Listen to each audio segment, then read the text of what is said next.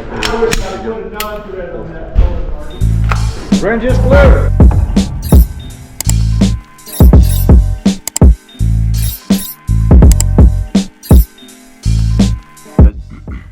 First USPSA match, competing in the waistband. Same setup, alien gear, photon holster, Glock 47 with the Glock performance trigger. Look, I'm about to play the matches right after this little intro. Just wanted to do a little introduction so y'all boys know what's going on. Yesterday, I just got done competing in my first USPSA match. Competed with my Glock 47. And I actually went ahead and did it in the waistband. Nothing fancy. Just wanted to get out there and see what everything was talking about. After y'all watch the matches, I'm gonna do a little analysis and tell y'all what's going on and how I'm going about things from here on out. So stick tuned.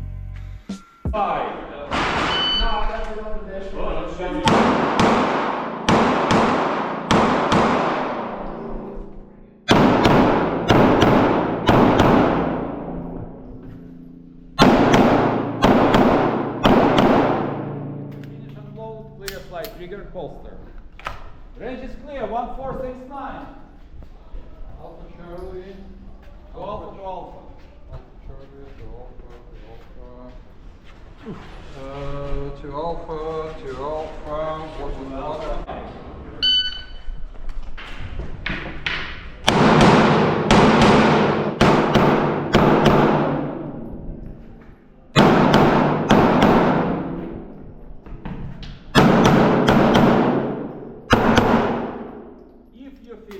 Unload, clear slide, trigger, holster. Yeah, you just switch your hands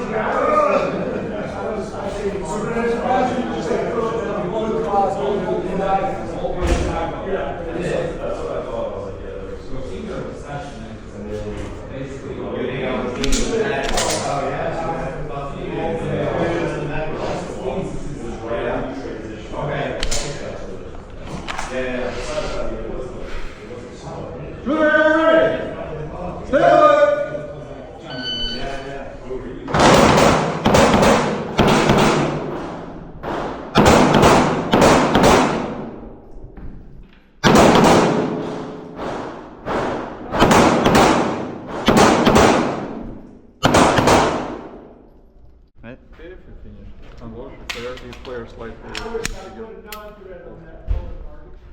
Range is clear, 1589. 1589.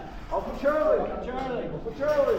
Charlie. To alpha. To alpha. To alpha. To alpha. To alpha. To alpha. To alpha. To alpha. To alpha. To alpha. To Charlie. To Charlie. On the bottom. Yeah, I see it. That's good. Bird works both ways. Range is set. No, Get ready. no shoot, you gotta break it, and then you gotta break it to count. Yeah, you count balls. Yeah, shoot outside. It counts for no shoot, by the way. Yeah, I mean, If you get no shoot, you got it. It will count for no shoot, but not count. even. Oh, yeah. If it's on the edge, but Break it down. Yeah, break it down. like if you see that you Stand by. no shit out. But you get.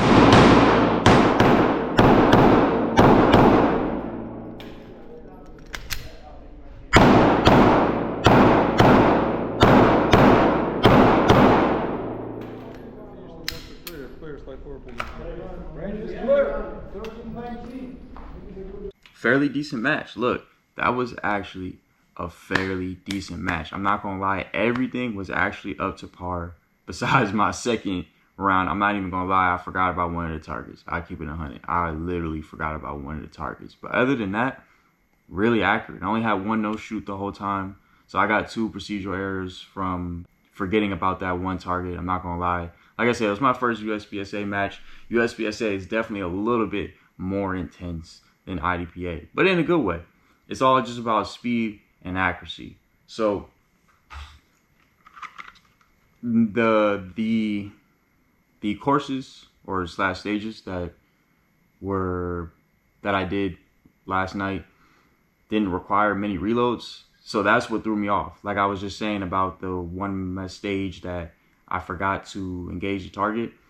I definitely needed a magazine with more than 17 rounds in it. So what I was doing is, obviously in USPSA, you fill your mags up to capacity, right? This is the standard Glock 47, basically Glock 17 mags, they 17 rounders. So what I would do is, like I said, fill it up to capacity. I would put it in the gun, rack it real quick, and then just put a full mag in there. And then obviously that's 18 right there. So all those matches, besides that second one, I keep saying matches, all those stages, besides that second one, only required 18 rounds. So I only just stuck with 18 rounds. And the last round was actually limited. So you definitely were only limited to 18 rounds. So that's what threw me off. I had to do a reload. Wasn't really thinking about it. Kind of just got caught up in the moment and forgot about it. But yeah, other than that, super, super decent accuracy. I think in my last video, when I was talking about kind of tuning up my Glock, I'm still going to go ahead and do that with the springs that I got on the way in the mail. But what I want to really focus on is grip. Grip is going to be probably the most important thing, other than whatever you got going on inside your gun. Like, obviously it would be nice to have springs that'll make my gun cycle a little faster, make my trigger pull out just a little bit smoother. But at the end of the day, all of that doesn't really matter unless your grip is there. So I feel like the more I just practice, that's just gonna get as good as it's gonna get. Obviously, with more experience, more time, more matches, and you're kind of under stress when you're doing these matches. And it was my first time, so I'm gonna give myself a little grace. But other than that, pretty much stock Glock, other than Glock Performance trigger. You know, I feel like a lot of times I repeat myself to probably people who watch my videos on a consistent basis, but I just figured I'd let people know what's going on in terms of setup. I literally got a little bit of hockey tape wrapped around here. I don't have my hand chalk on hand. It's in my room, but I do like to throw a little hand chalk on there because my hands just get sweaty no matter what. It doesn't really, I don't think it has anything to do with being nervous or anything like that. I think my hands just naturally get sweaty. So having a little bit of hand chalk definitely helps with grip. The one major key that I had to focus on is my grip is there, but once I start laying down shots, I kind of loosen up my grip sometimes in between transitions. So that kind of messes up my accuracy a little bit. So I don't feel like it's really an attachment, or I don't really feel like it's a build thing. I feel like it's a me thing. And I just feel like that goes for shooting in general, and just anybody who shoots. You have to know how to keep your grip the whole time. If your grip loosens a little bit, or you don't got a firm grip, that's when you start missing shots. It really has nothing to do with the gun, how the gun is built, how it shoots. None of that. If you have a firm grip on the gun, you're going to make the shot at any distance. So, yeah, enough about the Glock 47. Look, I got a box full of Winchester 124 grain white box, straight from your average gun store. You know what I'm saying? I'm not shooting anything fancy. You feel me? I just like to get what's easily accessible and just go ahead and get to shooting. You feel me? And to be honest, as most people know, USPSA is typically outside the waistband, or yeah, it really is supposed to be outside the waistband. They honestly really just added appendix in the waistband probably like 1 to 2 years ago. I don't know off the top of my head, but I just feel like that's just how I like to compete. And in the waistband, it's probably typically just gonna be a little bit slower. You feel me? 2 of my stages were the fourth highest overall, and then I had like a 7th one. Then I had like a 9th one, and that was the one where I just completely forgot about the target. So my accuracy is there. Like I feel like I'm getting to work in, and I'm kind of just building myself up as a shooter. So I don't like to sit here. I want to beat myself up after my first match. Look, I didn't really expect there and go just. I didn't really expect to do super amazing, but I just wanted to get it out the way and just know what it feels like to do a Hit Factor / USPSA match. And I really enjoyed that. I'm not gonna lie. I just like the atmosphere of USPSA. So where do I go from here? I mean, in terms of setup, obviously when you start the match, I'm gonna have my gun in the holster, right? And then since my holster comes with a sidecar, boom, that's 2 mags already on hand. And I feel like for the most part, you honestly really don't need more than 2 mags to complete a USPSA round. It's nice to have that third one. I had it on me if I really absolutely needed it. But other than that, I feel like you don't really need more than 3 mags. If you have 4, that's hey, you got to do what you got to do if you feel like you really need it to make up shots. And not all USPSA matches are going to be built like the ones I did last night. I don't know how levels work. I know there's IWBA level 1, 2, 3, 4. I've seen way tougher USPSA stages, so maybe if it came down to it, like if I had a USPSA stage that had really far targets or something like that, maybe like it would be necessary to have 4 mags. But I feel like even with 3, you're good, man. You're gonna be good. So don't stress yourself out too much about setups. But I feel like it was different. I was the only person in there doing appendix and the waistband, and I still did pretty decent. Like I said, 2 top 5 or 4th overall stages, and then the other ones I kind of you feel me? On the last stage I had 1 no shoot. So the whole time I had 1 no shoot and just that 1 target I missed. So I got 2 procedural errors for that because that's 2 shots per target. So bro, I'm not gonna lie, USPSA might become my thing. I'm still gonna stick to IDPA. I love IDPA. It's how I started in the competition world. So I'm still gonna do those as practice and just for the love of the game. But I feel like I'm going to get outside more with the USPSA. Now, am I going to stick to appendix in the waistband? I'm not completely sure. Because just the way I operate, I like to compete on a high level and just get myself to that high level of competition. So I just feel like maybe using appendix in the waistband might put me at a slight disadvantage in terms of reloads. Draw is not that bad for me. Draw is going to be there for me regardless and in the waistband because I practice it all the time. So I feel like my draws weren't really that much slower than the people I were competing against. Obviously, the higher level competitions you get to, guys are gonna have super quick draws and all that. So I may have to transition to outside the waistband. I'm not really sure. I'm not really tripping about competing in the waistband. So, and then if you take a look at my mags, I got 10-8 performance pads on all my Glock 47 magazines.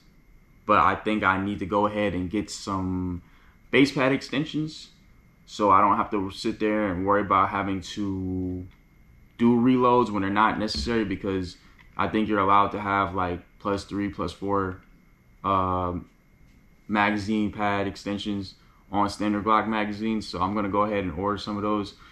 I think I'm going to get Terran Tactical ones. Not really sure yet. I haven't really decided on it because, like I said, USPSA, I just started. So I'm more geared towards IDPA right now. And when it comes to ammo, I feel like you shouldn't really get that hell-bent on what type of ammo you're using. This is standard 124 grain. Haven't had any hiccups, but that's the beauty of Glock, right? That's why I kind of just like sticking with my Glock. But honestly, this is not really honest. This is not a good thing. I wouldn't recommend it, but I haven't cleaned my Glock in probably like a week. Nah, it's cap. I haven't cleaned my Glock in a week. So I've done 3 matches in a row without cleaning my Glock. Haven't had a single malfunction at all. No misfires, no stovepipes, none of that really. So that's just the beauty of Glock. They're really reliable. You don't have to sit here and worry about a lot of things. But once you do start playing with springs and get into that type of nature, you're gonna have to start really just paying attention to how you're going about it, because then you put lighter springs in there, you might have to shoot heavier ammo, and then weight distribution in your gun might kind of mess up cycling if you have like a really light recoil spring or recoil rod spring and all that type of stuff. So I feel like it's a process. You know what I'm saying? I don't want to rush. This is why I'm not really hell-bent on getting the springs, because I just feel like once I start doing that, it's going to start messing up the mechanics of the gun. So I have to kind of do some research and really put this together. So I'm gonna drop a video probably within the next week and a half on how I got my Glock tuned up once these springs get in. But in terms of the Glock 47, I just like how it's built. Like I said, ambidextrous slide release, you feel me? And then, I mean, that's pretty much the only real benefit there is to having this in a competition. Striker fire pistols are probably, I feel like it honestly really doesn't matter. It doesn't really matter if you have a striker fire pistol, 1911, 2011 style pistols, just know your gun. Everybody shoots different guns. People shoot Canics, Glocks, 1911s, you know, just like, or 2011s like the CZs or the staccatos, that type of nature. I've seen people with Springfields in there. So it's really just a preference. I'm not gonna sit here and act like I prefer striker-fired pistols. Obviously, they're more easily purchasable because the price on these are way cheaper than your average 2011 like CZs and or like staccatos. Staccatos can get closer to that $2,000, $3,000 range versus a Glock 47, which is only going to be right under 700. The MSRP price is like 650. So I definitely went ahead and put on a competition trigger. I just felt like the Gen 5 Glock trigger is actually really good. It's just kind of bladey, if that makes sense. Like, it just feels like a blade on your finger. And a lot of times trigger control is super important. So when you have that very just thin blade-like trigger that the Glocks come with, Glock Gen 5s come with, like the Glock 47, there you might find yourself like overhooking because overhooking your finger, which is gonna like kind of mess up the way the gun's like in your hand because of how thin the trigger shoe is itself. Glock performance trigger just gives you a nice, if I could kind of just get a good angle, I don't really know, it's kind of hard to show an angle, but these are a nice flat face triggers, so it's, and obviously way smoother, so it just allows you to have that control over the trigger that you need to have fast splits and be accurate at the same time. And I had pretty decently fast splits this last round, this USPSA match. So obviously as time goes on, I'm gonna start getting a little faster because I just wanted to get comfortable with the idea of USPSA itself. And yeah, next time I go out there, I'm still gonna stick to in the waistband. I'm not gonna rush to try to do outside the waistband because I just feel like I still did pretty decent with in the waistband. It's just those reloads. Those reloads are always gonna catch you. I remember even on the last round when you had to engage 4 targets. You had to do after you engage the first 4 targets, you had to do a mandatory reload and then switch to only your dominant hand. So you're only shooting with just one hand, with your dominant hand. That reload kind of messed me up. I'm not gonna lie, because you know I was standing there trying to play with my shirt to get the reload in there, but it's just it's a demon in its own right. So I'm gonna stick with it. What I got coming up next week? I'm gonna be competing not at that USPSA match that I just did, but I'm gonna do another one at this range called Governor's Gun Club, and then I'm gonna do my regular IDPA match that I always do at Stoddard's, is in Atlanta. So yeah. But yeah, in terms of my USPSA setup versus IDPA, it's all really the same. I didn't really switch up anything. To be honest, it's pretty much just my holster and my magazine carrier, and then I got my hand chalk, and yeah, that's pretty much all I really need to get it done. So look, I'm gonna catch y'all boys in the next video. Stay tuned. Make sure y'all boys like and subscribe. I'm gonna stay consistent with these videos. I think I've kind of found my niche in the gun community. I feel like competition is just what I'm gonna be focused on, because I'm gonna be real, I don't know, I just feel like a lot of times it's pointless to sit here and just push a whole lot of just firearms for no reason. I feel like I'd rather just show people good shooting. That way, if it did come to the point where I wanted to kind of push a firearm out there that I liked, it will make more sense to the people that are watching me, because you guys already understand that I'm a heavily avid shooter and a decently good shooter. So at least that way, it's easier to trust my opinion versus just a person that just goes online and just like, yeah, I got this gun and I'm just shooting it, so you should buy it type of deal. You know what I'm saying? So you're definitely going to see more gun reviews from me in the future. But as of right now, I'm just grinding as a shooter. I want this, if I'm going to be sitting here making YouTube videos, I want it to make sense. Like, I don't think I'm really an influencer. You know what I'm saying? I just feel like I'm a regular guy who wants to just put people on to starting off their shooting journey, whether it be competition or just in general, you just want to be an accurate shooter. I feel like this is the place to be. So shoot me any questions that you feel like you might need answered, or if you're starting off and you're just like, oh, what should I be focusing on? I respond to everything. So I got y'all boys. And other than that, I know it's kind of weird having a flashlight on a gun in USPSA, but like I said, I just compete how I carry. That's just how I do it as of right now. When it gets to the point where I feel like maybe I got to switch things up, take the flashlight off, or I might switch up the firearms that I'm using, it'll get to that point. But having a flashlight on there really didn't affect anything, to be honest. Like, it doesn't really slow me down or really mess up the shooting or anything like that. So it's to each their own. There's people that are just wanting to just know things. And man, hey man, look, I'm a beginner too. So if you got something you could feel like, hey man, you should probably do this, especially if you're a person that shoots a Glock 47, hey, shoot me some knowledge. I'm all ears, you feel me? So yeah, it's your boy Leak the Mover. I'm gonna catch y'all boys next Tuesday and Wednesday. I'm gonna drop my matches from IDPA, USPSA, and we gonna go from there.